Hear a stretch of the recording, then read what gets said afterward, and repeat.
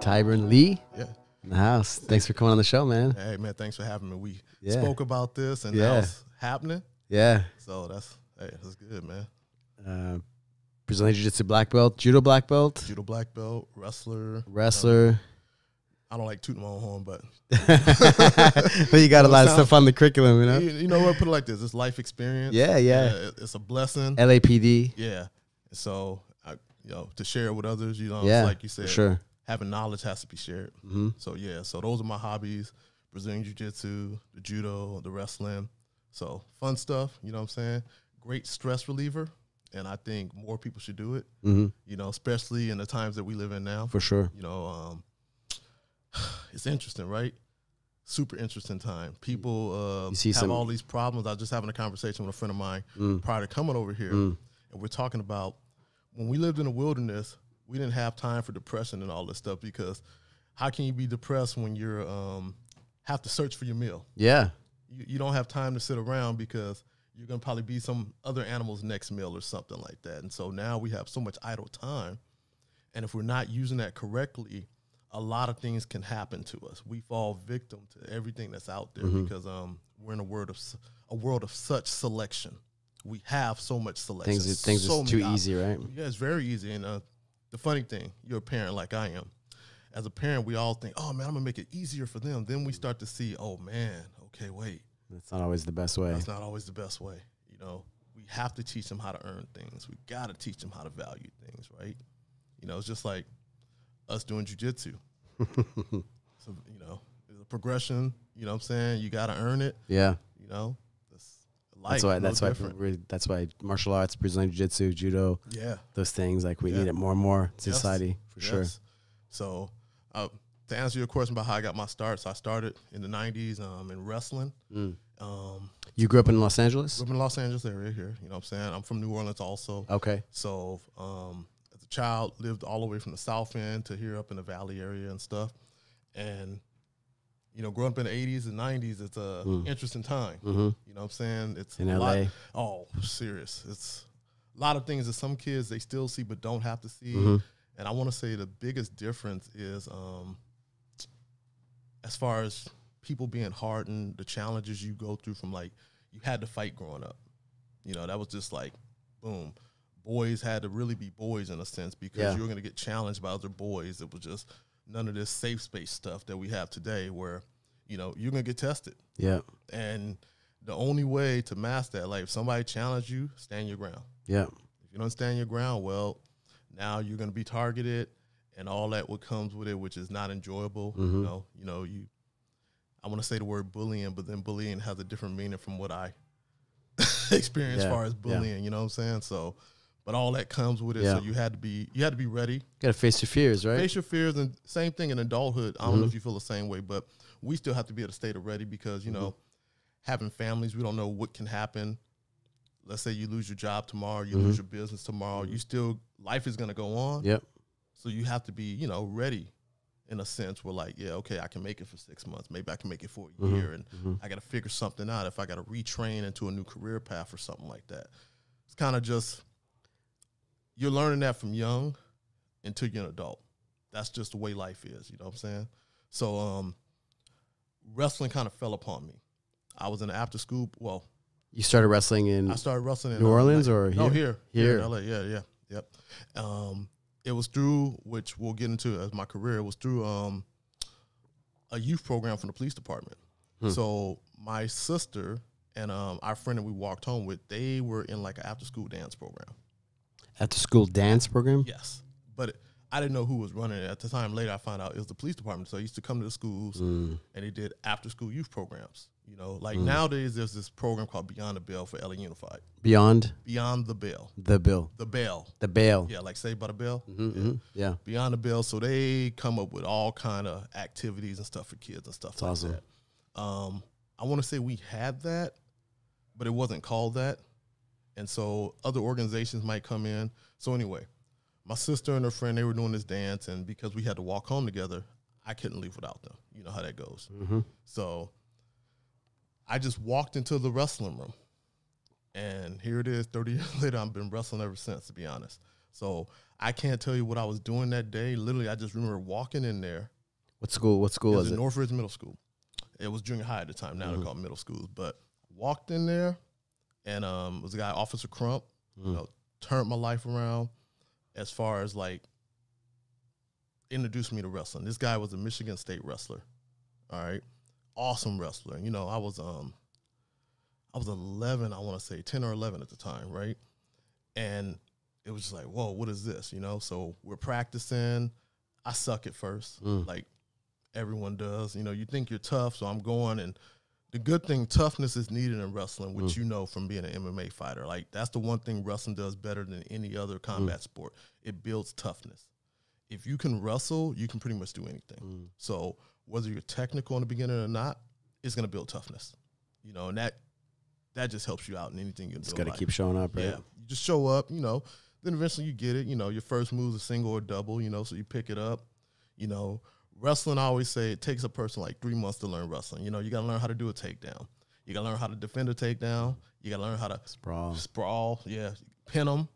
You got to learn how to get out of a pin.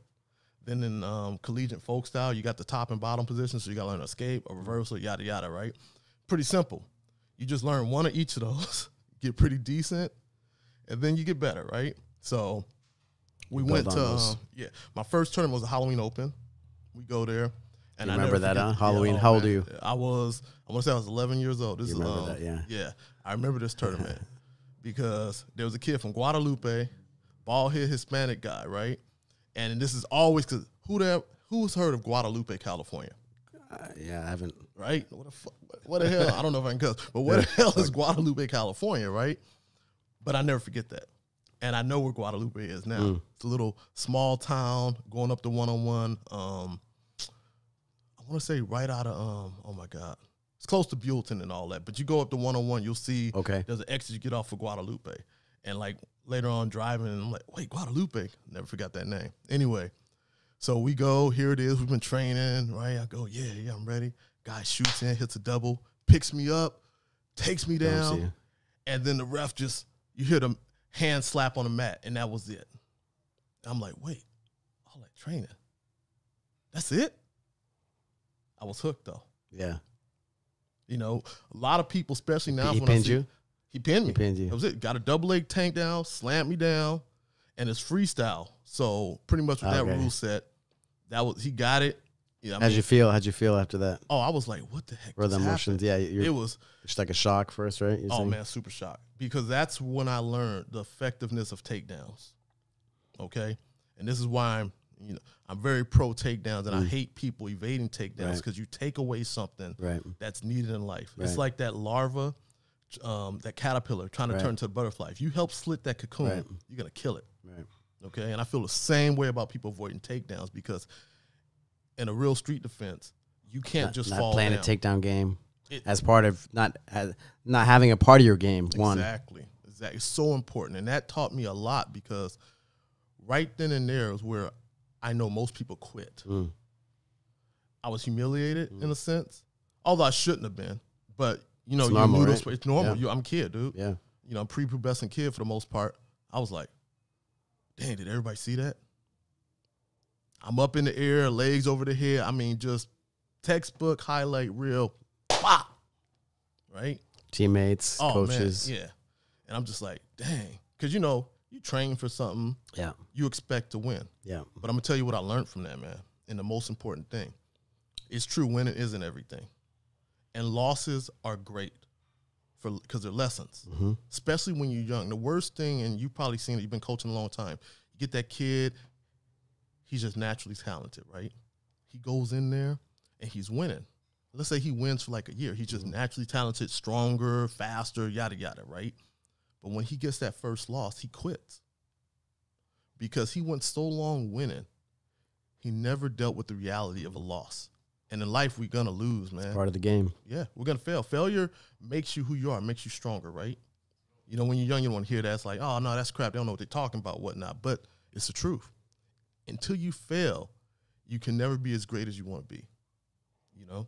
Never, because it's so necessary. You have to fail at things so you can learn. You know what I'm saying? Even to this day. If I told you my history about when I first started competing and stuff, I lost for like the first like 3 years. Part of the game, right? Well, first or second match, but back then it was hard to compete. You had to travel around. Yes. It was expensive. I was young. I didn't have a lot of money. Yeah. So it was really hard. I had to come back home and be like, how did it go? I lost. And deal with that, kind of, and it was like everything to me. So it meant a lot to me. But on the flip side, because I had to pick myself up, any success, everything I've done in my life after 3 years, and when I finally won one match, I was a world-class blue belt, and I took that all the way to black belt, But I could have quit any of those times, but I didn't. Yeah. I kept at it.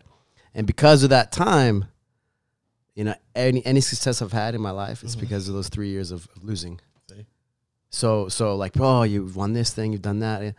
But if I really look at my accolades or things that have meant the most to me are those losses. You remember them, right? Well, just the fact that I had to pick myself up. You feel like you basically like you died because it meant so much to you. It meant everything to you. You put your heart and soul into it, and then it doesn't work out. I always say you remember the greater losses more than the greatest victory sometimes. Yeah. Yeah, you always remember the guys you lose to. Yeah. You don't remember the guys you beat. Yeah.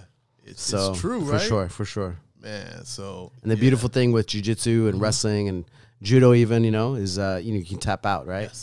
Yes. You can live to another day, right? And that's so important you say that, man, because I teach kids, as you know already. And like one thing I've been explaining lately to the parents is that losses right now are okay because you can tap out. Like right now, one of the things we're working on, we'll talk in the conversation, is in 2028, the Olympics are coming here to Los Angeles. So I'm working with USA Judo. We want to have some homegrown talent. And it's not just my goal to have it in judo, but wrestling programs, even taekwondo programs, and possibly karate programs, just anything martial art related, because that's the grassroots for kids that might want to go to MMA anyway. You know, you need a good, solid foundation. Sure. And those Olympic sports are great, in my opinion. Not everybody agrees, but it's great. Anything for sure that sets up, it's the same as Little League Baseball. You talk to me. right. They're the best ones. Yeah, man, it's the best. The Olympics were founded on those things. Exactly. That's what I feel. And every culture can understand them. Yes. No matter what culture you're at. Yes. And it helps you look at you, those individual sports, those combat sports. It really makes you look at yourself. And so I tell the parents lately, like, look, I have a philosophy. A kid can, let's say he starts off with me at 10 or 11. He can lose all the way up to 15. And the reason I say that is because it doesn't really matter until he's about 15. That's when he's going to start, like, trying to make the junior world team, all that stuff where it's more serious. But if I got him from 10 to 15, that's 5 years, right? That's good. I'd like that. It's like your 3 years of loss. You need. It's better you did that early on than later on, is what I say, right? But also, one thing my coach, Coach Lake, God rest his soul, best coach ever. He was my second wrestling coach, my high school coach. Yeah. Where'd you wrestle in high school? Granada Hills High. Yeah. Went there. He came out to our middle school. We had a wrestling program. And so I was like, oh, they got a wrestling team there? Because like everybody else, I wanted to play football, which I eventually did and all that. But I never would have thought of wrestling. Yeah, did both. Football, wrestling, weightlifting, and track. Those are all the sports that I did in high school. And, but wrestling was like, I thank God that it came to my life because that's the thing I stuck with. A lot of people don't agree with this, but jiu-jitsu, judo, wrestling, it's all the same to me. All right? You take away the pajamas we wear in judo and jiu-jitsu, wrestling's the birth of that. So they're all related, just different rule sets. You know what I'm saying? You know this is an MMA fighter. You can't. For sure. You got to train a little bit all of it. Yeah. Okay. Sure. So, but he's the one that taught me, and I use this model for kids. You got to make it fun. Okay. And I work with a lot of kids, and I always remember that he said it has to be fun for kids. So part of my program, man. Your high school wrestling coach said that. My high school wrestling coach, and he was the toughest MFer ever. Wow. Old redneck guy, great coach. Tell you a little bit about this guy. He was a semi-pro football player and a high school football coach and a high school PE teacher. He got upset with football because he got tired of parents coming and say, why won't you play my kid? Yeah. Because, team sports, you get this problem. Everyone thinks their kid's the next, Emmitt Smith or something like that, right? And they think their kid, and you're the reason as a coach my kid is not living up to his full potential that I think he should have as a parent. A bunch of garbage, right? Blaming, yeah. Yeah. So everything's a blame where this kid don't have to look at himself. So he got fed up with that. So he discovered wrestling, right? And he learned wrestling from going to clinics. Back in the day, before internet and all that, Yeah. he went to the Von Hitchcock wrestling camps. That's like the big thing. Some of you listeners hearing that, and they old school wrestlers don't know exactly what I'm talking about. That was like the premiere. It was basically the equivalent of like going to a Gracie seminar back in the early 90s. That was the only way, you know, you're going to get the stuff. High level wrestling. Yeah. And so you would go to camps. You know, you just go to these camps. They had them all around the country, you know, especially here in California. Jay Robinson. Say that again? The Jay Robinson from, it's okay. Oh, wrestling camps. Yeah, Von Hitchcock was like the creme de la creme. They had them all over. You know, They were here in California? Here in California. That was just like the big thing. So anyway, he learned how to coach. And this taught me a lot about coaching too, and how I view coaching. Although he never wrestled, he was the best coach because he knew how to coach. And I say this to till day. And I'm going to say this part of my Parks and Recs thing that I'm working on too. Because of him, I learned that you don't have to be a world-class athlete to be a coach. 2 separate things. And I think people make a mistake thinking, well, if you're the best, you're going to help my kid be the best. That's not true. Most high-level athletes, they know what it takes for them, but they all need a coach. They all have a coach. That coach has to help bring the best out in them and then the rest of the team if it's a team sport.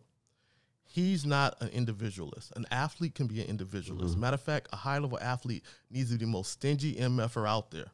Yeah, if he wants to be the best. That's the truth, yeah. He has to be. And there's nothing wrong with that, him being that. I want people to understand that.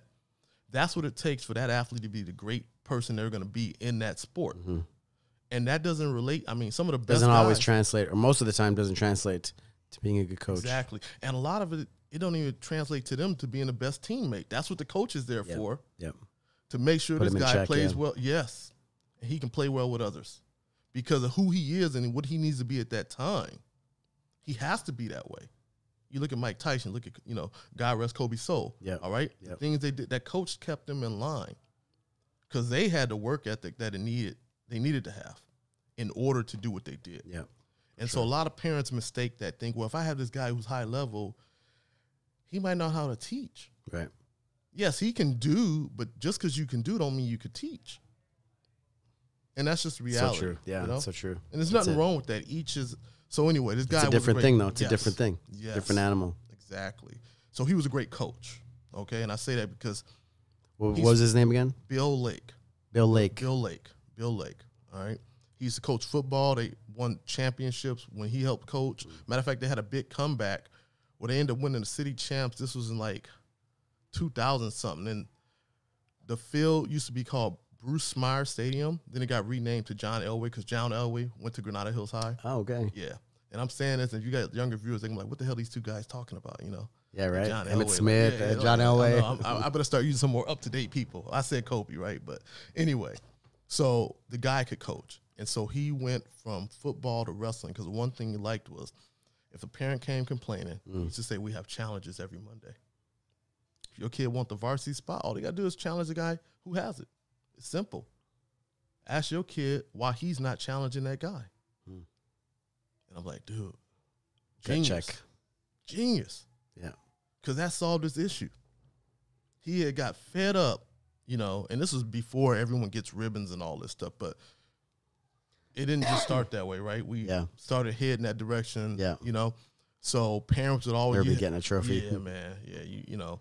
Eventually, I won't get you going on that. Oh man, dude, it's it's not a good thing. But anyway, you know, I get you want recognition, but you know, pre-conversations having my friend. Part of that is survival of the fittest. It's human nature. You got to do what you need to do to get where you want to be. You can't take the work away. Nowadays, people say, well, hey, I want to be a detective, but they don't want to be a cop. Go hand in hand. Or it's like this. I want to be a boxer, but I don't want to do training, but I want to fight the world champ. Can you imagine I let you do that and I put you in the ring with Mike Tyson? You'd be in a coma because you wanted to skip all the work that it took to get your challenge for the top spot because you felt, well, I think I'm good enough. I feel I'm good enough. Yeah. It's like the old Will Smith. There's no shortcuts on jiu-jitsu and combat martial arts like wrestling, and there's no shortcuts. None. There's no hiding. You gotta go through that grinder. There's no bullshit. Oh, exactly. And that's why I love it. Yeah. That's why I love it because you can talk the proof all this. is in the pudding. Yes. The mat doesn't lie. Yes. And your work shows. So, you know, a lot of people, they want to be recognized for who they are. Well, that's what the grappling does. You can talk to good gamer. I always say, look, man, I'm not the greatest in the world. I've competed internationally and stuff, but one thing when I roll with people, you can tell from if I know it by rolling. And I love that because you could be a no-namer, but you're like, man, this guy, he knows what he's doing. Yeah. You know, and people's personalities, that can be like a big talker. Yeah. But then when it comes down to the mat, right, maybe the quiet guys are the ones that you see what's really inside of them, what they're really made of. Those are the ones that get you too. Those are the scariest ones. This guy don't say a word. He comes in there, and you're like, what the heck, man? Yeah. I haven't been pretzel like this since 97, and he's whooping me up, right? So, yeah, so my coach, I learned a lot from him, and I'm going to reference a lot of other coaches that are non-jiu-jitsu ready because, like I said, it's all what builds you up. Same thing with being an MMA fighter. You probably had a striking coach that taught you some stuff that none of your grappling coaches taught you. For sure. And you use those lessons to this day. For sure. And I think that's important for people to understand that. Like, I call it just the art of human movement. It's all, it's human movement. It doesn't matter this guy knows this or that. He knows how to move the body in a way maybe I don't. For sure. And so you're going to learn something from all those guys, So. And there's a lot of, there's that ego factor, right? Yeah. With like martial arts and different teachers and control and nonsense things, right? Oh yeah, it's a lot of kung foolery still. I call it kung foolery. All right, it's a bunch of this kung foolery. But at the end of the day, right, we're trying to help the students or athletes, right, be their best. And that's exactly what it is. I think as a teacher, as a coach, that's number one, and that should be your everything. What you and I teach is simply a tool. That's it. It's not even really martial arts. I've come to the part where I almost hate that word sometimes. Because I'm giving you a life tool, all right? You just happen to kick a little ass along the way. But that's not the important part. The important part is what you learn. Like last night I'm teaching a class, and I got this one female student, and it's all in the head. It's not that she can't perform.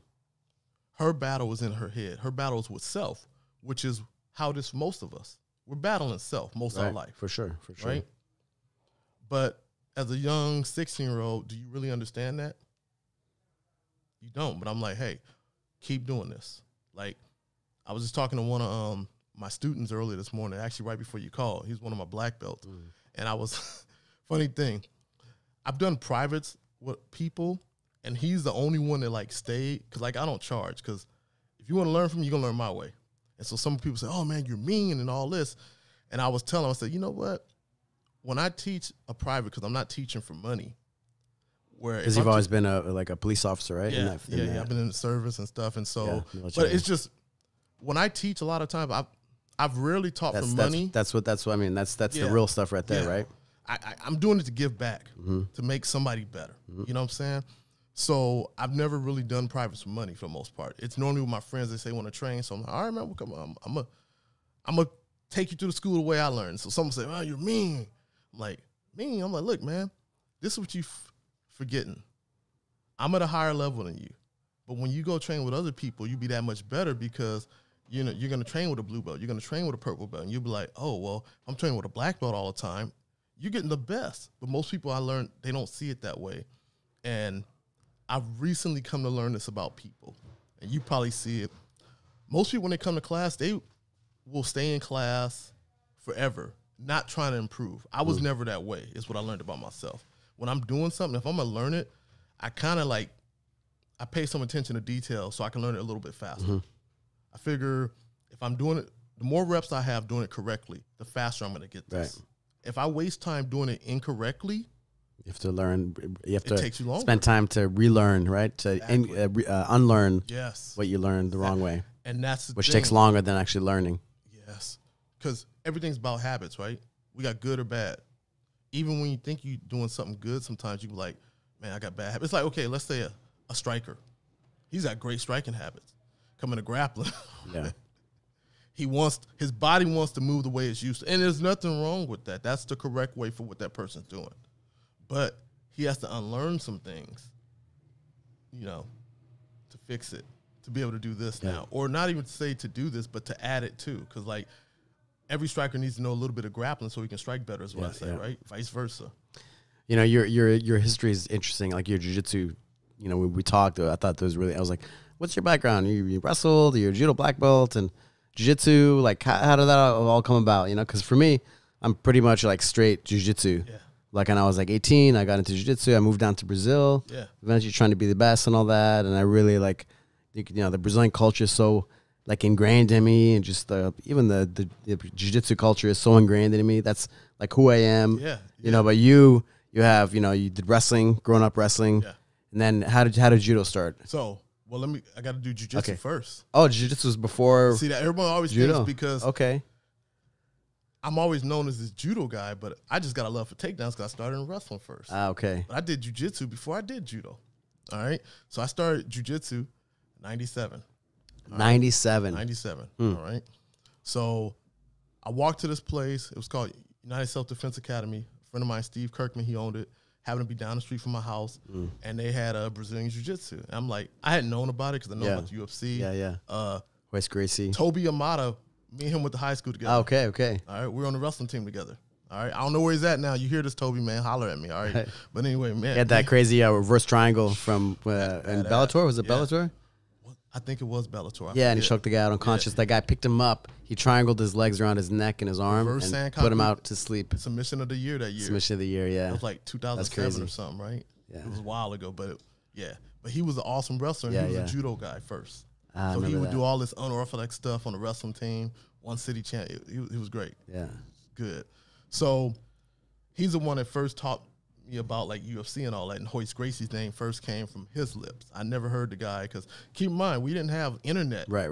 You know, in 1993, it was like you had a videotape. So you VHS tapes, right? Yeah, at that time. Yeah, so you had to stay up late at night to see that pay-per-view commercial for it. It wasn't just like how it is now, you know. So anyway, can't even remember those times in a way, you know, right? It's like we have our phones now. We got everything so easy to access. We had to like actually like I remember like trying to get jiu-jitsu footage. Yeah. I'd have to track somebody down. I have to get a VHS tape. Yes. And then I would replay it over and over and over to study footage. Exactly. And that's what people don't understand. They're in the golden time now. Because you know, you can cross-train a whole lot more than you could back then. Yeah. That was like taboo. Instructors, we had a guy, anyway. Yeah. So Fabiano Ial was my first teacher. Okay. He was teaching at this place. He had a school in Huntington Beach and there. So I got into it. And being the guy I am, within like 3-4 months of training, I did my first MMA fight. You know? Okay. But the jiu-jitsu we were training then was all fight-based. We were basically Fabiano's training partners in a sense. You know what I'm saying? That's kind of how everybody was because in those good old days. Because he was in the UFC, right? He was. At the time. This is before he was in the UFC. What was his name? Armbar Hunter? The Armbar Hunter. Yeah, Armbar Hunter. He was great at the arm bars, but Fabiano, no offense, he didn't have his striking down. You know, but this is still grassroots in a sense, right? Sure, no one really, that transition to the MMA fighter we see today, it didn't exist. For sure. It was just guys using what they had. His was, he could armbar anybody. Yeah. You know what I'm saying?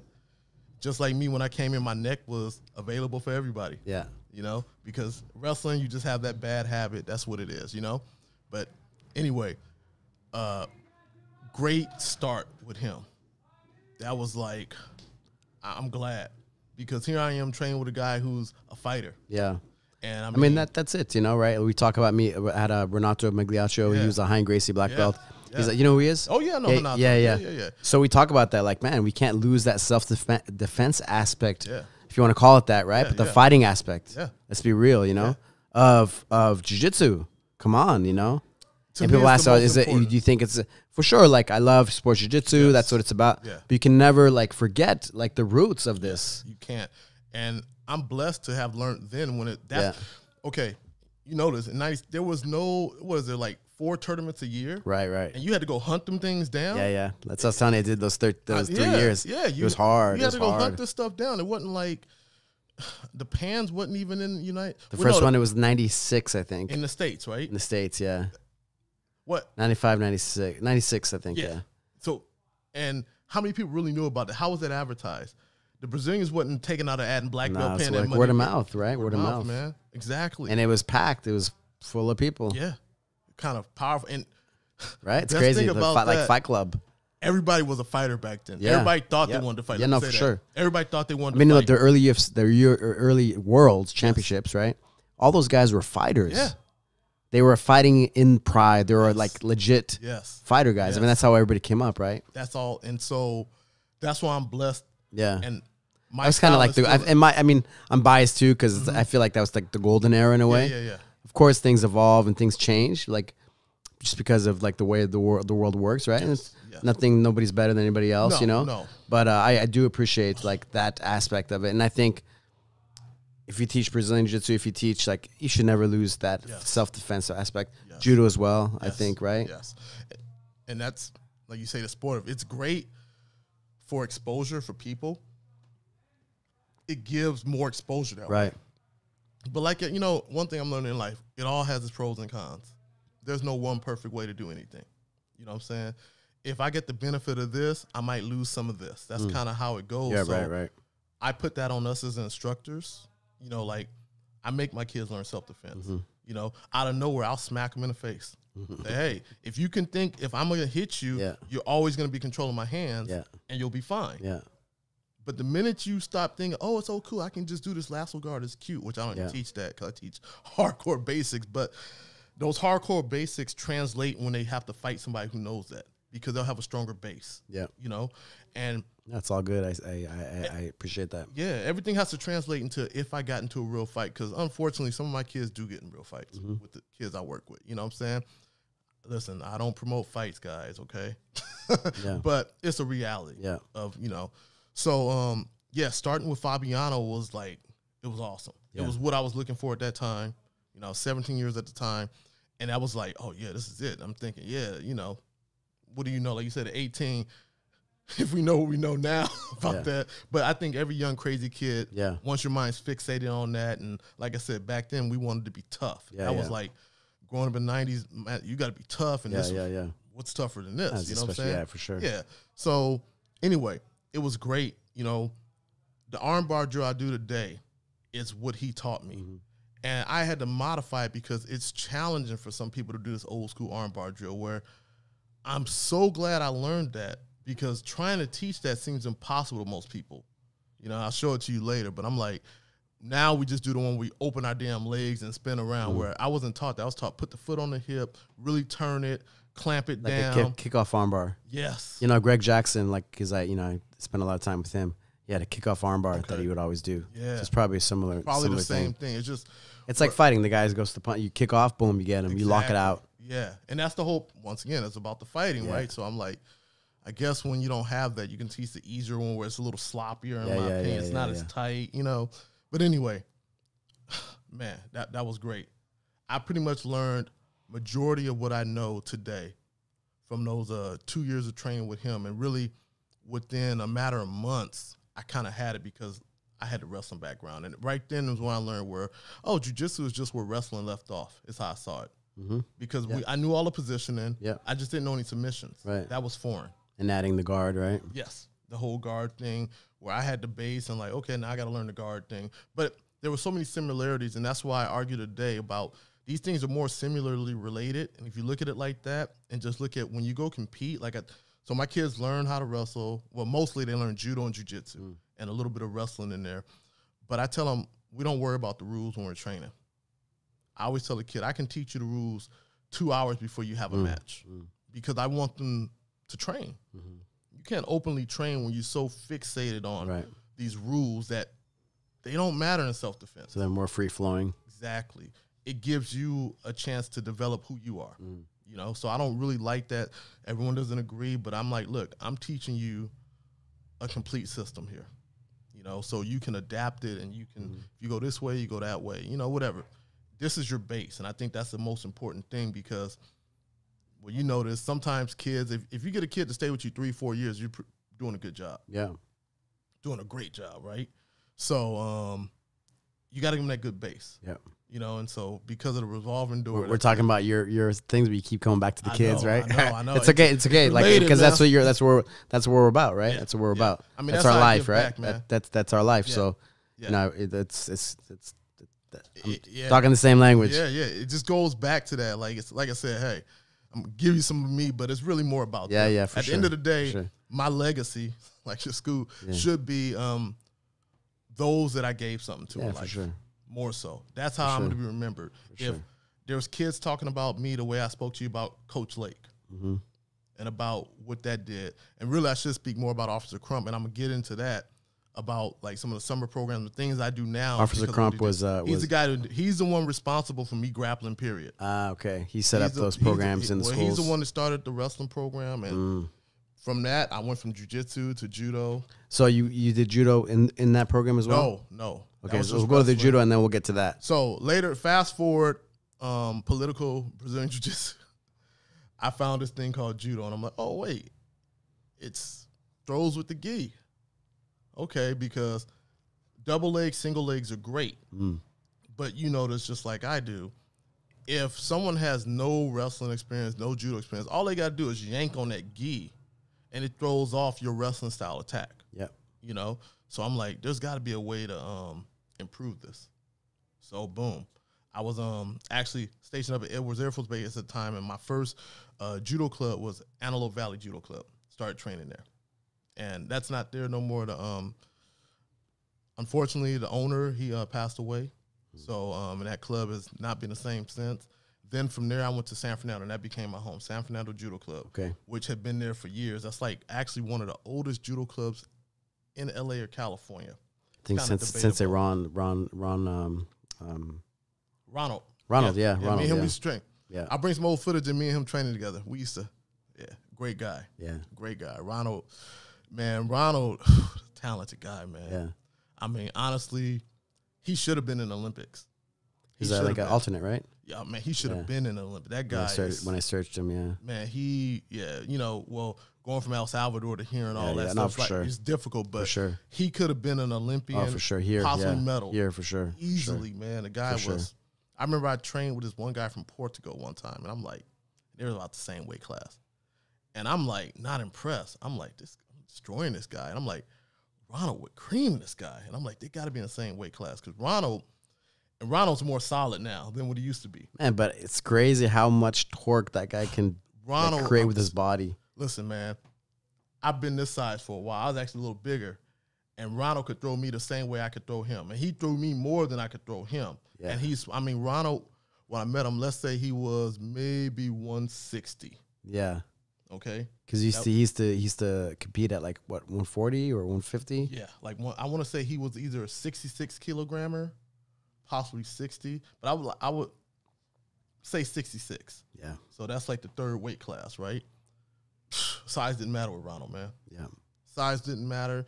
And me and him training in the good days when you had leg grabs. Right. Like, if it wasn't for leg grabs, that was like one of my true defenses. You know, he go in for his Uchimata Tao Toshin. I can counter with a Tayguruma on him. All right, let me stop speaking the Japanese term. So I could do a leg pick on the guy, right?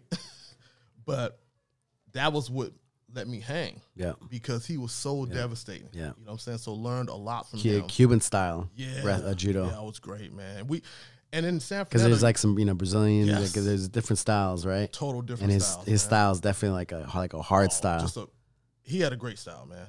He had a great style. Not too Japanese. Like, one thing about judo, my gripe to this day is this: American judo does not have its own identity, which is unfortunate. If you look at Russian judo was like the first national identity. They still call it Russian judo. The French, they have their own style. The Brazilians have their own style. Korean, it's called Korean judo. Then the Japanese. All of them have their own way of doing it. And Mongolians. Those ones I just mentioned, those are the most dominating people in judo. The Mongolians, the Koreans, the Brazilians. The French too, huh? French. Yeah. Oh, yeah. French, the Russian. I mean, right now, I'd say France is probably number one in my opinion. Then followed by the Mongolians. Then Japan. You know, they're always in the top 5. Yeah. You know, but Japan had to change their culture. If you're at a top level, right? It's a game of inches, right? The difference between first and last place isn't that much. No. It's all relative. That's why you got to have your style. Okay, you can't try and be like, oh, I'm gonna try it this way. No, you got to figure what works for you. Like in any other sport, you have to find that way that works for your training method. And sometimes you got to switch up, like your strength and conditioning coaches. But you got to find what works for you. You know, so that's kind of where we struggle in judo in America. We've been trying to, I would say, do Japanese style, which even they've switched up some things, you know? So, yeah.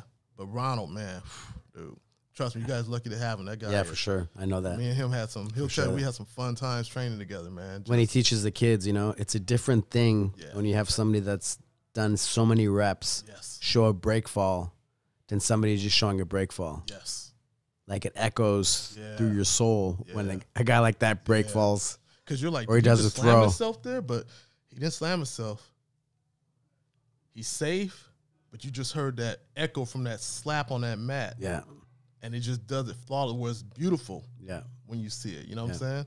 And it's like, man. Yeah. And all his throws look the same way. That follow through from that somersault when he does it. Yep.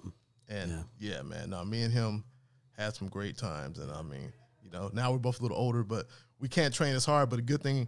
While we got to get all you guys doing tack fit. I try to. Man. He's so busy with work and stuff too, but got to get you guys doing tack fit. Get your bodies healthy again. Or healthier. Yeah. Because he's got tape out on every fingers, and his fingertips will come off. Yeah. Dude, his elbows, his, you know how it is. Every part of his body. And that's why I'm blessed. We're like, I've trained with guys that train hard. You know him, how hard he can train, and you can see what he's done. He didn't just get this knowledge from like pussyfooting around. This guy trained. You know what I'm saying? So having partners like that. Yeah. So that's my judo, how I came into that. Then I met this guy, God rest his soul. He's my true sensei, Tony Raven. He passed away, I want to say 5 or 6 years ago now, man. Tony Raven. Yeah, he's the one who I got my judo black belt from. Okay. Because I was at AV and I was at San Fernando. I'm doing their way, and I'm like, I'm getting it. But this guy literally changed the way. Remember I was telling you got to do it your way? He let me do it my way, and he gave me the true understanding. Like, he helped my Ashiwaza big time. It just totally changed. I'm like, okay. I always say this. If you want to learn judo, in my opinion, and I could be wrong. Don't listen to me. I could be a moron, right? The sweeps, the foot technique, Ashiwaza, is what makes judo. Okay? I always say this. The grit and grind makes wrestling. The Ashiwaza makes judo. And then the flow makes BJJ. Those are, if I can take unique things from the three of them, that's kind of what it is, So once you learn the foot technique, you actually learn timing. Timing, I was going to say that. Yeah, until then, you think it's just like wrestling where I can, wrestling has timing, but I can always just turn up the pace a little bit and finish it. Where in judo, you can't do that because, remember, if you land right, that's it. It's ippon. Wrestling, I can get taken down multiple times. The fight doesn't end with a throw, okay? But in the art like judo where it does, that matters now because that one throw could be it, So that's where timing is so important in judo because of that, Same thing jiu-jitsu, it doesn't matter how I fall and all that. Well, yeah, it doesn't matter. But it's a good thing, too, though, because it teaches you something. Because, like, now let's translate that to a street encounter. How you land kind of does matter. Yeah. And you might only get that one shot. See the similarities? No, for sure. All those things matter, right? Every piece. Every little bit. And it really is the same thing if you really look at it, right? Yeah. It's just movement and techniques, right? But it's all one in a way. Exactly. Because take two. There's pieces. I mean, look at Holtz Gracie, right? Yes. He learned wrestling from Bob Anderson and sambo and and added it to jiu-jitsu. I just saw this interview with Bob Anderson on YouTube, and I don't know if you've seen it, but it was kind of cool because he has Holtz Gracie's medal from the Pan American Sambo. And I'm putting this out there just like he did. He wants to give the medal to his son. I should talk to him. Yeah, he wants to give the medal to Holtz's son because it's his dad's medal, and he wants to give that to him. And I'm like, man, that's so cool. Could you imagine that? He's had that all these years. Yeah, wow. And he wants to give that momentum to his son, which I think would be meaningful. Yeah, for sure. It's a medal that your dad won. For sure. So, yeah, he said, hey, please get in contact with him on that video. So I'm like, okay, cool. That's pretty cool, man. Yeah. But all those things, like, matter. Like, Bob Anderson's a great example. Him doing sambo and wrestling and then learning with Holtz when he met him. It just shows you, man, it's all connected. Yeah. And it just makes you a better you. And that's why I say a lot of people, they get scared at judo. And the problem, why, this is just my opinion, is that they look at the highlight reel style throws, thinking that's going to beat them. And I'm like, trust me, it takes a while to get a beautiful sail nagi or ogoshi, where you throw someone when their legs land over their head. You're not doing that the first couple of years. Okay, you're not doing that on a high level. It's the same thing with any high level. Yeah, you got to learn the basics, learn the low risk throws. So like when I teach judo, I teach what I call Wazari judo rather than ippon, because I think we focus too much on ippon style judo, which is the Japanese mentality of I just got to sacrifice all for that. Right. Well, keep in mind, my kids train judo and jiu-jitsu, so we do both tournaments. So a Wazari style throw, now they changed the rules where 2 Wazaris make ippon again. So hey, there's nothing wrong with that. But I look at Wazari style as accuracy. Okay, if I can actually get a takedown, that's what matters most. Now, if I happen to get the one where he falls directly on his back with speed and force, that's awesome. But in a realistic situation, what's more important, that I can take someone down or I struggle to, you know? And in wrestling, I always look like this. Here we go, talking wrestling, okay? Judo and BJJ does it wrong. And I'm not being Askren. I'm not saying it like him. You can make a wrestler in 3 months. And the reason I say that, okay, if you go to high school, you're a 9th grader, right? How long is the wrestling season? 4 months, 3 months. Yeah. Pretty much all high school sports is 3 months. After that 3 months, you're a wrestler. See what I'm saying? Yeah. You're a wrestler. Yeah. You've learned. You've gone through the season. You've gone through the season, and you should have a good understanding. Now, I'm not saying you're going to be the champ or nothing like that, but you know how to wrestle, and hopefully next year you should come back improved.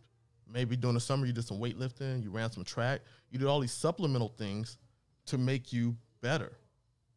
Because guys that stay, let's say a guy that wrestles all 4 years, he ain't trying to be worse. He should be trying to go better. He should be shooting for that championship spot. And you do. But if you just started, all it took was that 3 months. Yeah. And that 3 months you learned everything you need to do.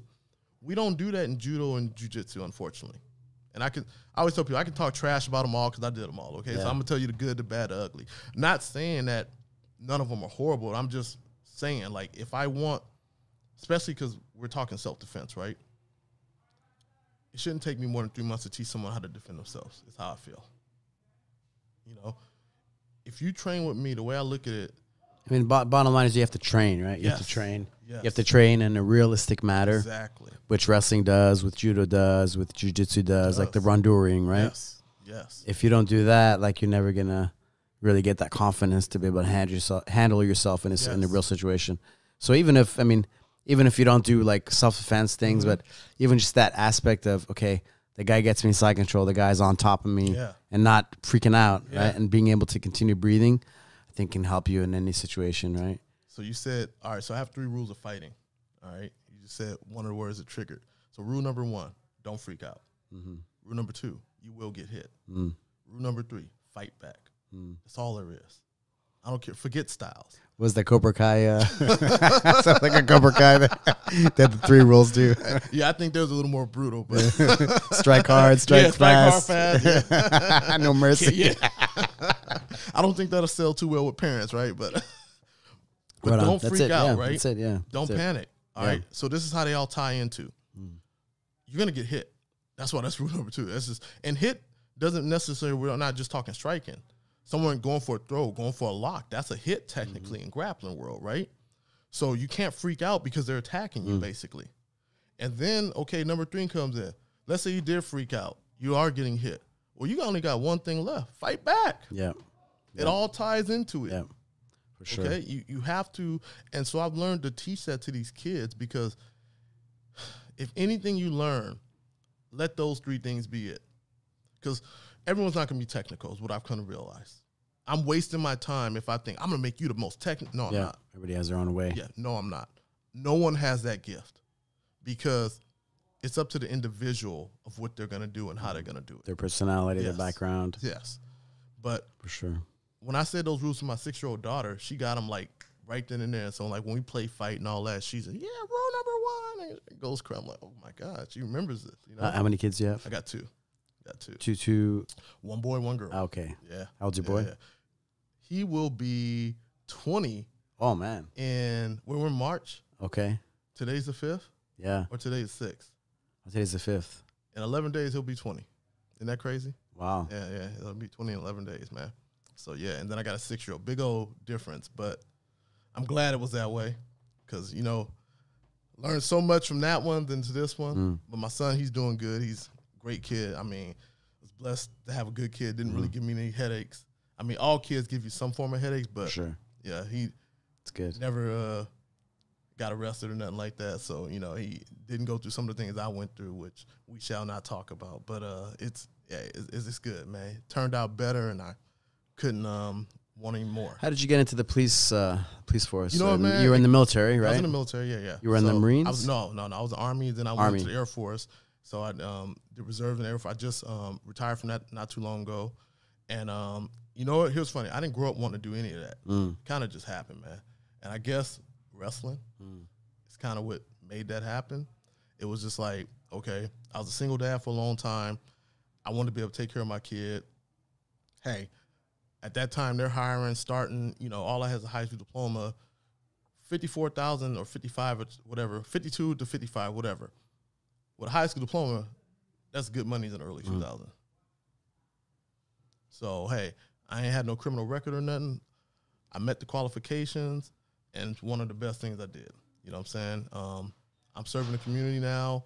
I work in community relations. That's how I work with the kids. And from working the street and all that, which is great, but this way I'm giving back in a different way than I've ever done before.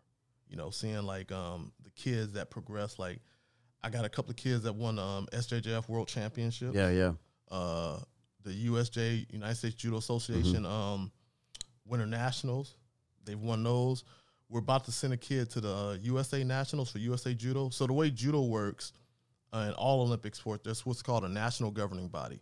Jiu-Jitsu technically has a national governing body, but no one knows what it is. Right. I actually do because I'm a vice president on the board. Okay. Talk about that a little later. What's the government? So it's called the USJJO. USJJO. Oh. Okay. So the true international governing body is called the Jiu-Jitsu International Federation. They're hooked up with TIFA and all this place. Matter of fact, one thing they just did, there's something called the FISU. Now, I'm going to give the acronym, but it doesn't match in line. Because it's so confusing, you know. I mean, since my background's so traditional in Brazilian Jiu-Jitsu, I mean, everybody, the official one is IBJJF, right? That's the most popular everyone knows. Right. And think about why they know. It's the most successful one, okay? It's an excellent run business. Yeah. But organized. It's a business. It's not a nonprofit. And to be a national governing body or international, you got to be nonprofit.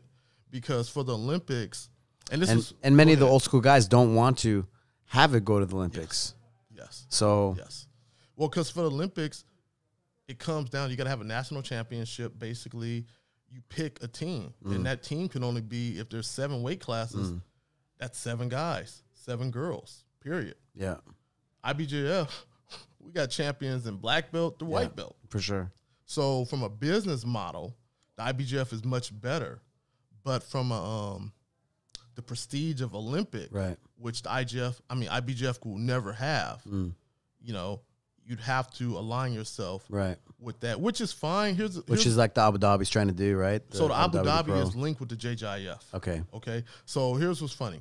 Abu Dhabi is actually under what's called the JJAU, Jiu-Jitsu Asian Union. Okay. So, and the JJIF headquarters is now in Abu Dhabi. So last year, the World Championship for the JJF was in Abu Dhabi. Prior to that, it was in Sweden. I went there to 2018. Okay. And so in that Jiu-Jitsu Federation, they have 3 styles of Jiu-Jitsu. They have what's called 3-part fighting, Newaza, which is Brazilian Jiu-Jitsu, and this thing called Duo, which is just a demonstration. Kind of like what Hicks and Gracie's trying to do with his organization. Okay. Like kind of like a kata kind of a thing? Yes, like a demonstration? It's a demonstration. You choreograph it. That's cool. That's cool. Yeah, it works out. It's huge, man. When I first went to the World Championships in Paris in 2014, I didn't understand. Like, those Europeans were going crazy for it. You know, and it's not even on most jiu-jitsu people's radar. I'm like straight traditional Brazilian jiu-jitsu. Yeah, and I'm like, but it opened my eyes, man. Yeah, there's a lot of people doing it's like different ways of jiu-jitsu, which I see the need for it, and it's good. Yeah, it's good. You know, it's not everyone's cup of tea, but the good thing, they got the major 3 styles in one organization, and that's a beautiful thing. It's really good because the good thing about it is it works just like how judo and wrestling were like. If a kid's in line with that, they can eventually compete internationally and represent their country, which that's a great thing. Yeah, yeah. Technically, with IBJJF, no one really represents their country. Right, we represent our team. Right. Right. Right. And nothing wrong with that. It's great. But let's say you're it's like not aligned with the Olympic kind of way. Yeah, working with inner city kids, giving them that whole thing of, man, look, you could possibly represent your nation, go abroad. It's a little different appeal. Yeah. You know what I'm saying? Yeah. It holds a little more prestige to that. Yeah, for sure. You know what I'm saying? So like I said, they're all great. I mean, I'm like you. I'm just glad that man, jiu-jitsu is accessible to the world now. Right. It wasn't back in the day. It was not like that. Hunted down VHS tapes. Yeah, VHS tapes, and you had to be a tough guy to do it. Otherwise, you had to like that stuff. Now, I always say, all the guys that would have quit the wrestling team in the first week, they can do jiu-jitsu now. Right. That was not the case back then, But it's good. Like I said, more people. And a lot of people talk a lot about, well, it's horrible. They're watering it down. Look, man, you can't grow something without it changing. And I'm not even going to use the term watering down because I think that's the wrong way to look at it. That's a negative way of looking at it in a sense. And that doesn't help people to make it better. All right. As things grow, yes, they change. Yeah. It's like expanding a rubber band. Yeah. Well, it's this small and then it's going to change. But if it's still intact, it's still intact. Yeah. You know what I'm saying? So you got to look at the positive rather than the negative. And I think too many people have negative opinions. So you had some great mentors growing up, middle school, and the police. It was athletic. What's it called? Then it was called Jeopardy. Jeopardy. Yeah, it was called Jeopardy. But it's police activities league. Activities league. Okay, PAL, right? Yeah, PAL. And that's what I work with now. Yeah. And then you did judo, right? When you got into the military, right? Got your black belt and had some great mentors there. And then you got into jiu-jitsu, well, early on. Yeah. But then you followed through and you told me your story, how you went basically from here, there, and then ended up getting your black belt in Brazil, right? Yeah. Well, I got it here, but from the GFT. From GFT. Julio Caesar, huh? I linked up with Master Julio back in 2011. So I was come home from overseas and I went to Brazil for the first time finally. Right? First time I called while I'm over there and I get in touch with my boy Wagner, who's like my brother, man. Great guy.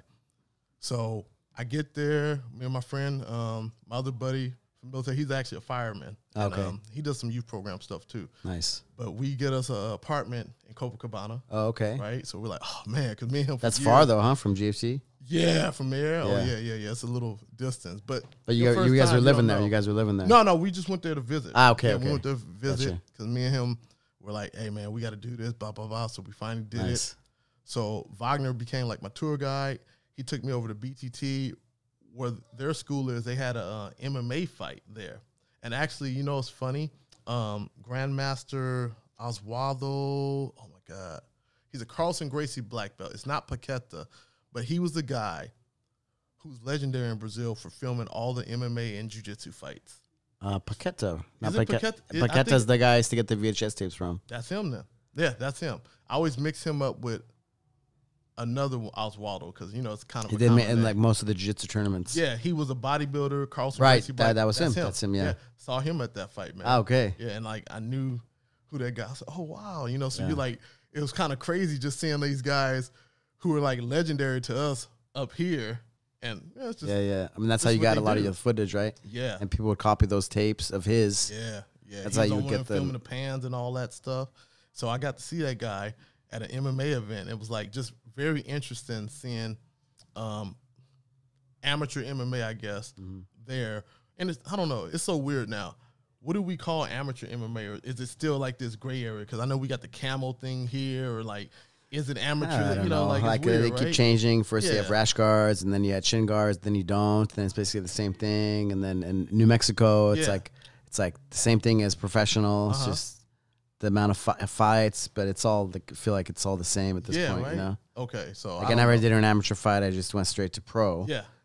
You start building your record, right? Exactly. I feel like it's just a way for the promoters to make money. Because they don't have to pay the guys, Exactly. It's probably the truth. So anyway, I'm seeing that. So I got to go train in my air and became friends with them. And he actually invited me to become GF team. Nice. And so I've been GF team since. Nice. And it was all formed of friendship, great guys. It was refreshing. How it should be, right? Yeah, man. It was just because, all right, back to jiu-jitsu. So I ended up getting my blue belt from Silverado Pimenta. He's John Jock's second Okay. black belt. Okay. Ever. All right, that was like in 2000 or 99 or something. Yeah, because when we talked about this, that was like, I was like, man, that's crazy. Yeah. It was like a world tour in a way. Like, well, just to be all here, there. Yeah. Judo, military. Yeah. Yeah.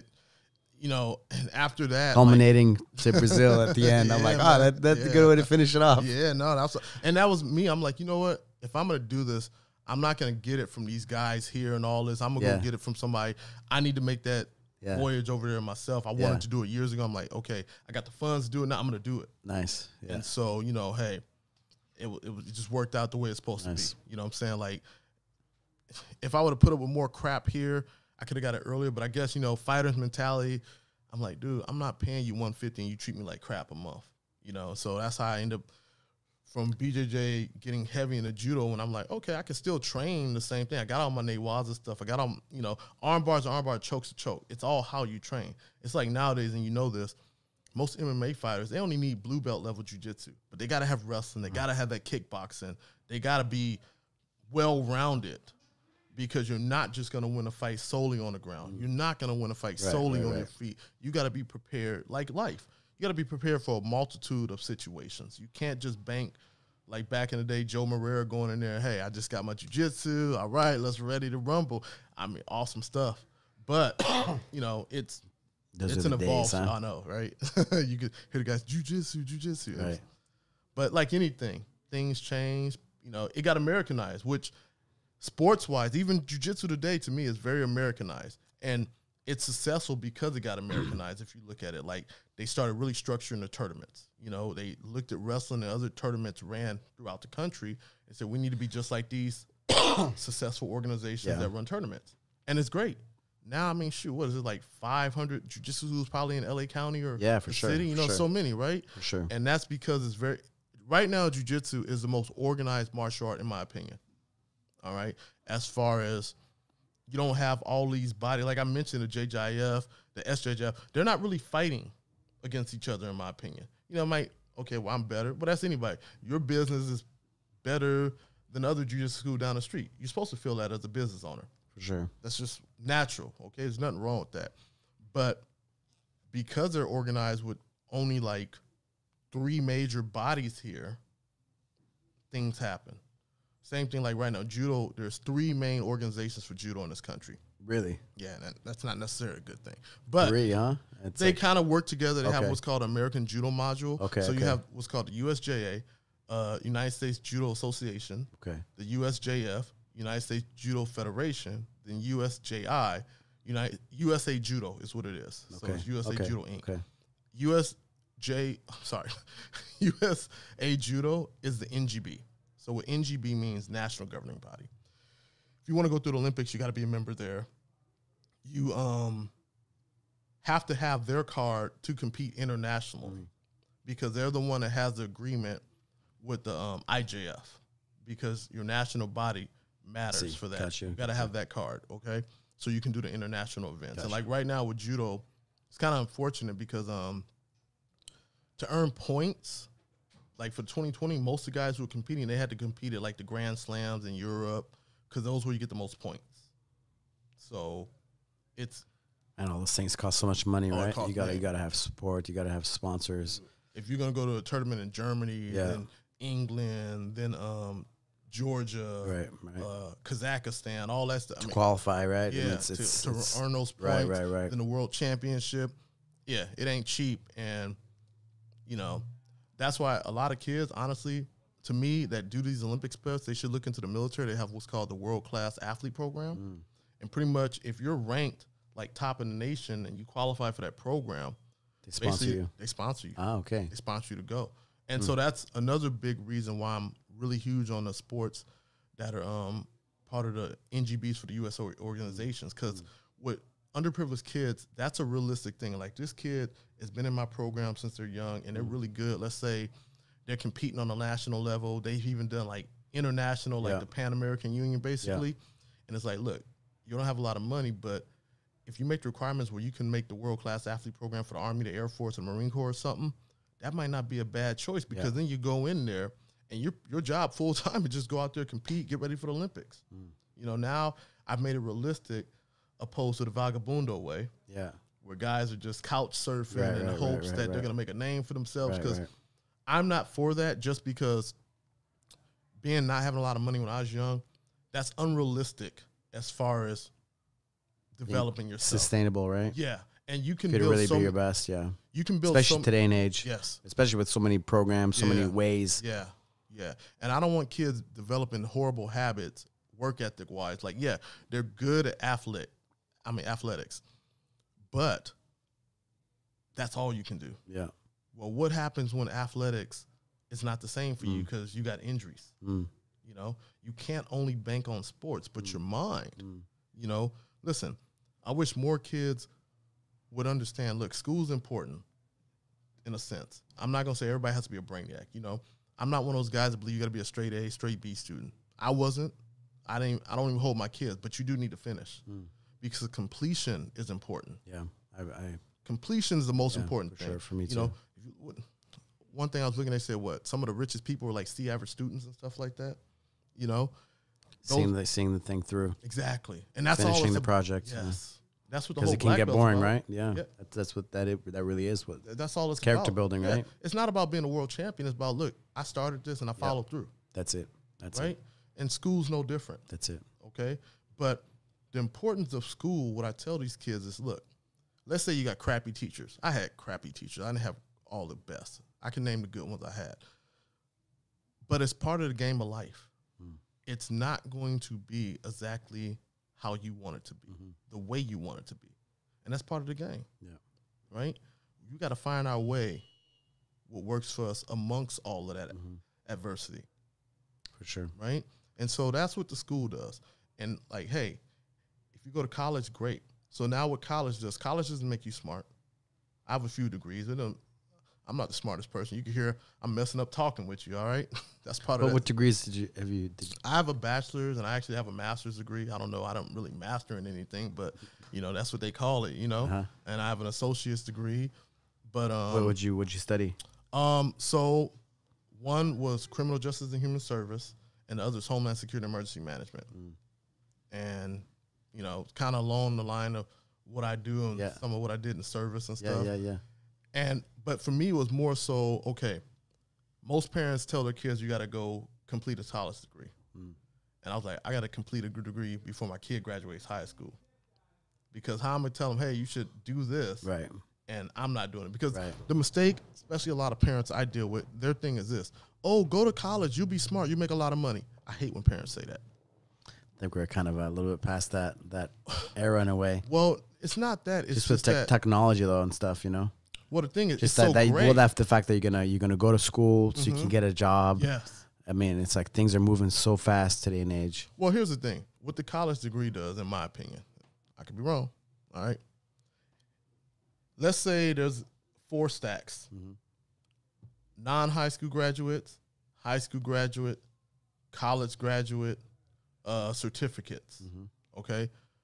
Like what you're saying with technology. Sometimes certificate could be more than that degree. But let's just say that I'm a non-graduate, I'm a high school graduate, trash. Now I'm just looking at the stack of applicants. Because they show you like who you are as a person, right? Well, I didn't do what I needed to do to be competitive. It's like a guy who's going to fight MMA. I'm not doing no jiu-jitsu. Okay? I'm not doing no jiu-jitsu. Okay? Yeah. You decide to go to MMA. Yeah. You need to know how to strike, throw, and grapple. Yeah. You're just going to take out 2 of the main parts? Okay. That's your choice. How competitive will you be able to be? You see what I'm saying? We got to look at it like that. I mean, even if you become an entrepreneur, right? You gotta you gotta grind. You gotta get after it. You know. Yes. I mean, okay, if you do MMA and you decide you don't want to do grappling, you better make damn sure that you're striking and your sprawl and brawl is on point, right? And maybe you could be the one that does it. Right. I don't know, but I mean, yeah, like Anderson Silva's. I mean, he got his ground game, and you know, he's a black belt. Yeah. You see what I'm saying?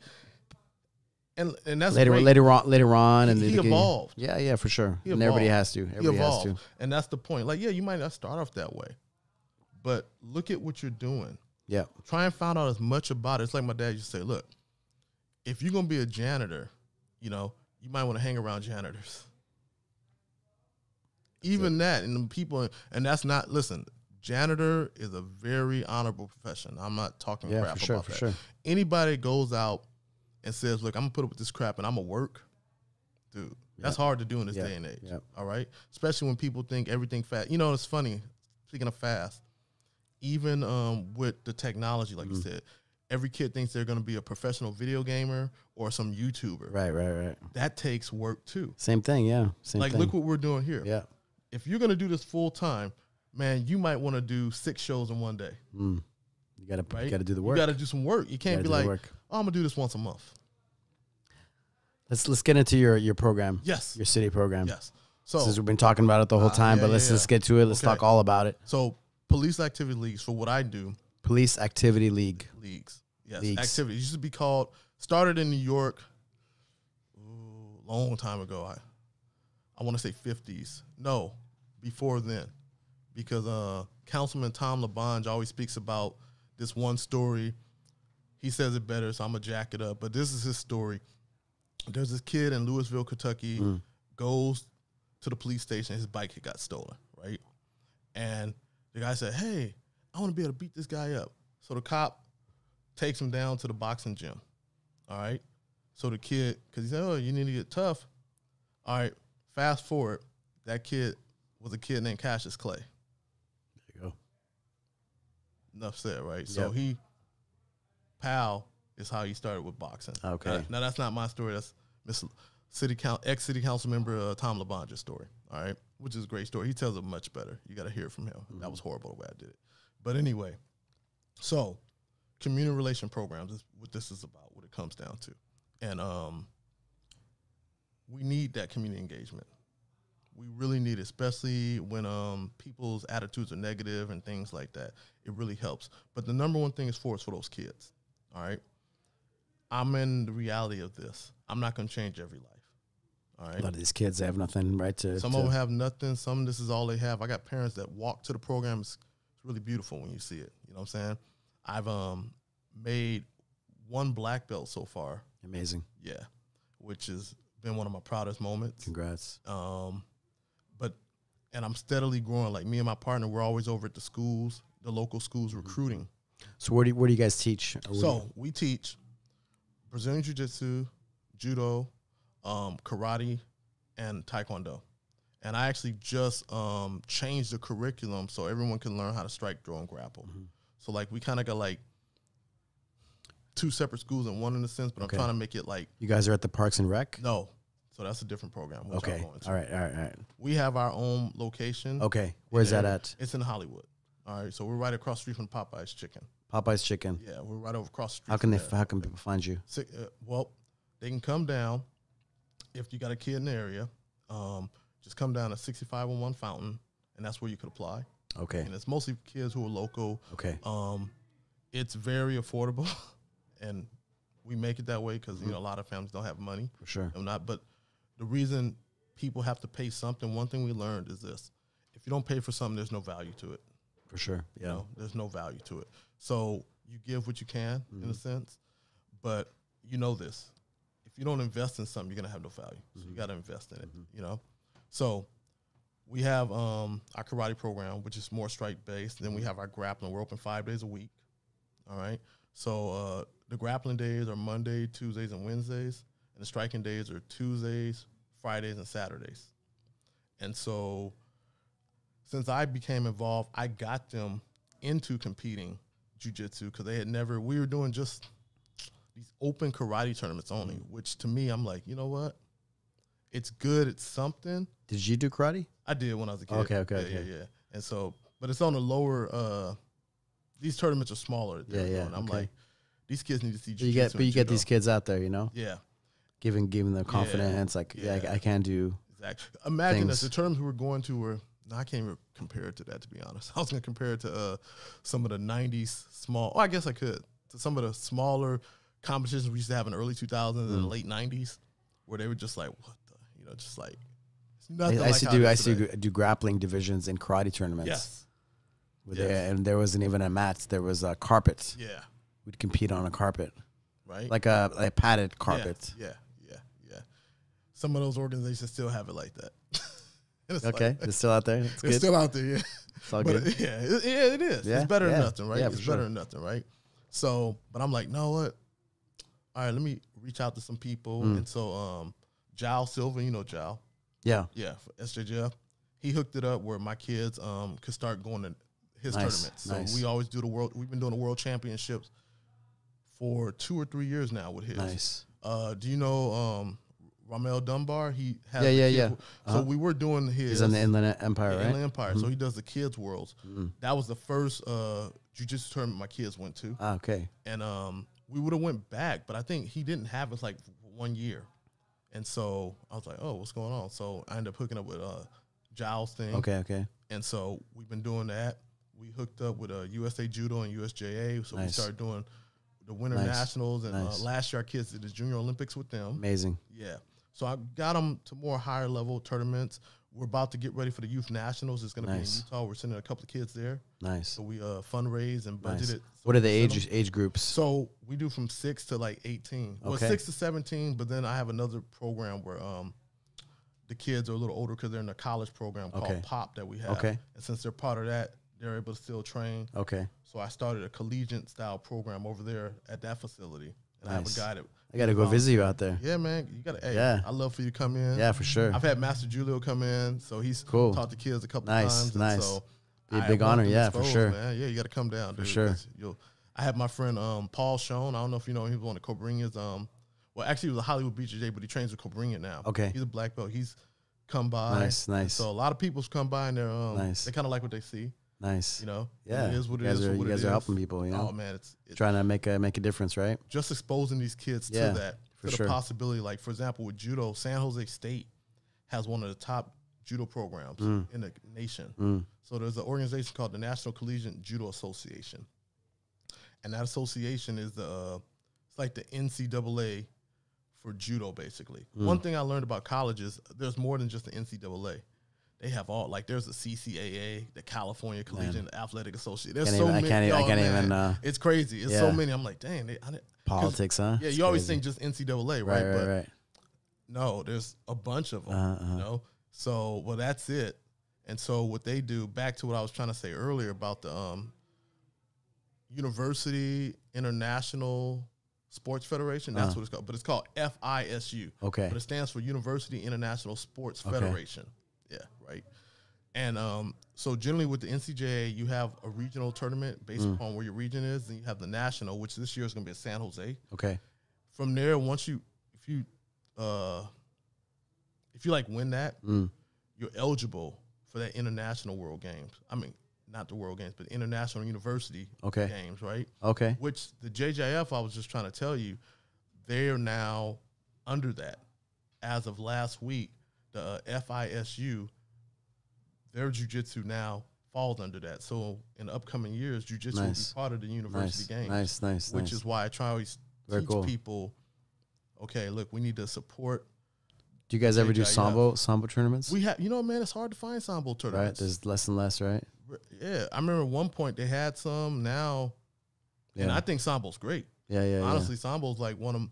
They mix it well, but unfortunately, it's just not as accessible. So, like you, I gotta stay what's accessible. For sure. So judo and jiu-jitsu are very accessible. Yeah. So. Okay, so your Parks and Rec is a different program. Different program. USA Judo got it, and this all goes back to the whole 2028 thing. All right, homegrown Olympians. In 2028, in judo, we get a full team. And I think it's for most of the sports. When you host the Olympic Games, your organization, you get to have a full team because you're the host nation. So because of that, they really decided to invest into USA Judo because it's a national government body. So they started a deal with the Parks and Recs, LA Parks and Recs. So we started 2 sessions ago. We're on session number 3 now. We're going on where we had 4 parks. Now we just added additional 6 parks. And so the goal is to have every park and rec, hopefully that can, if they have an area where we can have mats and all that, have a program. Amazing. Yeah. And so we're looking for volunteers, guys. We have Chesoff. We call him Chaz. Okay. Areola. Okay. I think he's at forgot the name of it's Echo Park, and there's another one. Oh, okay. Where he's at Lincoln Heights area. Oh, nice. And he's doing amazing work. He has Nice. a lot of the kids like competing in different places. Nice. So I got to put you guys in touch for put sure. us in touch because I can help make him a coach, and then you can. Because to me, look, Nawaz is part of judo For sure. and this is low level grassroots. He grew up in Lincoln Heights. Oh, nice. You know, a kid without any like opportunities. He was like, I wish I did a podcast actually with him too. Nice. I gotta listen to Just it. because he's super inspirational for me. I've known him now for 10 years. Oh, that's beautiful. And man, he's been taking the bus, Yeah. most of those years. Yeah. Just to make it happen. Yeah. So it's like much harder than Hey man, I feel for him. I used to ride the bus when it was called the RTD. RTD. Rough, tough, and dangerous. Now it's MTA, but you say RTD and But he's doing great work for the kids. I've gone out to his recreation center just because I really believe we got to in him. go out together one day so I can check it out. Cool. Yeah, Awesome. yeah. Good. Go out together. Let's do that. Yeah. And put you guys in touch too. But it's a beautiful thing. I love all the stuff that you're doing. And so let me see if I can do something to help you guys out, you out. Hey, we'll appreciate it, man. Yeah. Hey, we can't be too choosy, but as long as it's quality people like yourself, that helps. And you be an inspiration to the kids to see, oh wow, I can do this. You're an entrepreneur. Helping share that story. Yeah. Like, why'd you become an entrepreneur? The kids need to hear stuff like that. Yeah, for sure. We matter of fact, I should put you. We have this career day thing coming up, and you'd probably be a great speaker for them. Let me know. Yeah, we do a lot of things outside of that. I know we spoke mostly on the martial arts side, but it's more to it than that. It's a whole lot more. Like I said, that's just a tool. We have them involved in these. There's an art program called Bridging the Gap where they're painting murals all across the city. A lot of our kids are involved in that. Amazing. There's one thing I work with called Powell's Boys Camp where kids either go in the summertime for free, 2 weeks, no technology, out in the wilderness in the Sequoia National Forest. Yeah. They've been molding young boys to men since like 1942 or something like that. So we get them. It's a whole package deal. This is just one tool to help, that one kid who really needs it to change them, because that kid might be the next president. He might be the next mayor. You know what I'm saying? He might be something. I mean, my tool has always been like jiu-jitsu, martial arts, right? And of course now tack fit too. Yeah, man. But it's amazing all the work that you're doing through that, because I understand that, and what it can do for people. It's just it can change them forever. Man. Trust me, yours is just as important. Yeah. I sent one of my girls. One day you guys had the Girls and Gi event here, and one of my kids from my program came. Oh, nice. Yeah. Nice. Awesome. She came to it, man. Good, so good. Trust me, you don't know it, but even just having stuff like that, you didn't even know it was connected like that. You know what I'm saying? Like, well, I heard about it. It was here. I was like, yeah, I know that place. Nice. Hey, we'll sponsor you to go. Nice. Good. So people like yourself who are entrepreneurs that have the stuff, you're the ones helping create the opportunities I'm finding for these kids to go to. Yeah. So to me, it all works together. For sure. Community, right? Yeah, man. All works together. We all affected. So yeah, man. How can people find you? You can look us up on HollywoodPal.org on Instagram. That's the easiest way. Instagram, at Hollywood Pal. Yeah, Hollywood Pal. Yeah, that's the easiest way. And yeah, man, we go from there. Man, so, great. Yeah. Thanks for your time. No, thanks for inviting me, man. Yeah, great to talk to you, and I'll be seeing you around for sure. Brother. I'll be looking forward to supporting you. Yeah, man. Yeah, love it. Keep it up. Good. All right.